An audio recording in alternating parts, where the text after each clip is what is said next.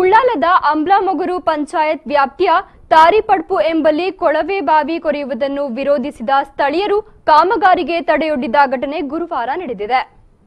ತಾರಿಪಡ್ಪು ಪ್ರದೇಶದಲ್ಲಿ ಈಗಾಗಲೇ 3 ಕೊಳವೆ ಬಾವಿಗಳನ್ನು ಕೊರೆಯಲಾಗಿದೆ. 100ಕ್ಕಿಂತಲೂ ಅಧಿಕ ಮನೆಗಳಿಗೆ ಪಂಚಾಯತ್ ವತಿಯಿಂದ ಕೊಡುತ್ತಿರುವ ನೀರು ಇಲ್ಲಿನ ಕೊಳವೆ ಬಾವಿಗಳಿಂದಲೇ ಹೋಗುತ್ತಿದೆ.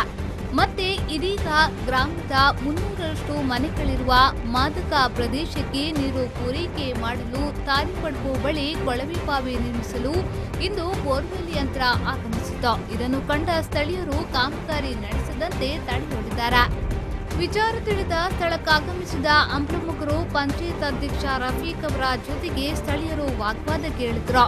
ಇಡೀ ಅಂಬ್ಲಮೊಗರು ಪಂಚಾಯಿತಿ ವ್ಯಾಪ್ತಿ ಬಹುದೊಡ್ಡದಾಗಿ ಇರುವಾಗ ಒಂದೇ ಪ್ರದೇಶವನ್ನ ಕೇಂದ್ರೀಕರಿಸಿ ಕೊಳವೆ ಬಾವಿ ನಿರ್ಮಿಸುವುದರಲ್ಲಿ ಅರ್ಥವಿಲ್ಲ.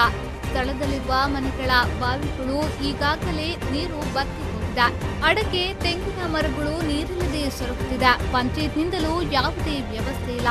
ಇಂತಹ ಸ್ಥಿತಿ ತಾರಿಪಡ್ಪು ಜನರಿಗೆ ಇರುವಾಗ ಮತ್ತೆ ಕೊಳವೆ ಬಾವಿ ನಿರ್ಮಿಸಲು ಬಿಡುವುದಿಲ್ಲ ಎಂದು ಜನ ಪಟ್ಟು ಹಿಡಿದರು. ಈ ವೇಳೆ ಸ್ಥಳೀಯರನ್ನ ಸಮಾಧಾನಿಸಿದ ಪಂಚಾಯತ್ ಅಧ್ಯಕ್ಷ ರಫೀಕ್ ಅವರು ಸ್ಥಳದಲ್ಲಿ 10ಕ್ಕೂ ಅಧಿಕ ಮನೆಗಳಿಗೆ ಕೊರೆಯುವ ಬೋರ್ವೆಲ್ನಿಂದ ನೀರು ಒದಗಿಸುವುದಾಗಿಯೂ ಅದಕ್ಕಾಗಿ ಪೈಪ್ಲೈನ್ ನಡೆಸಿಕೊಡುವ ಭರವಸೆಯನ್ನ ನೀಡಿದ್ರು. ಈ ನೀರಿಗಾಗಿ ಕೊಳವೆ ಬಾವಿ ಕೊರೆಯುವಾಗ ಪರಿಸರದ ಬಾವಿಗಳಿಗೆ ತೊಂದರೆ ಆಗ್ತದಂತ ಪರಿಸರದ ಜನರ ಒಂದು ಬೇಡಿಕೆ ಇತ್ತು. ನಮಗೆ ಪರಿಹಾರ ಮಾಡಿ ನಂತರ ಕೊಳವೆ ಬಾವಿಯನ್ನು ಸ್ಟಾರ್ಟ್ ಮಾಡಿ ಅಂತ.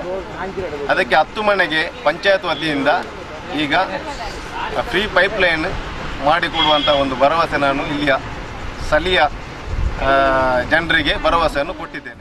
ಅಲ್ಲದೆ ರಸ್ತೆಯ ವ್ಯವಸ್ಥೆಯು ಸರಿಯಿಲ್ಲದಿರುವುದನ್ನು ದುರಸ್ತಿಗೊಳಿಸುವ ಭರವಸೆಯ ಜೊತೆಗೆ ಪಂಚಾಯತ್ನಲ್ಲಿ ಸಹಿ ಹಾಕಿ ಭರವಸೆಯ ಪಾತ್ರವನ್ನು ನೀಡುವುದಾಗಿ ತಿಳಿಸಿದ ಹಿನ್ನೆಲೆಯಲ್ಲಿ ಸ್ಥಳೀಯರು ಪ್ರತಿಭಟನೆಯನ್ನ ಕೈಬಿಟ್ಟರು.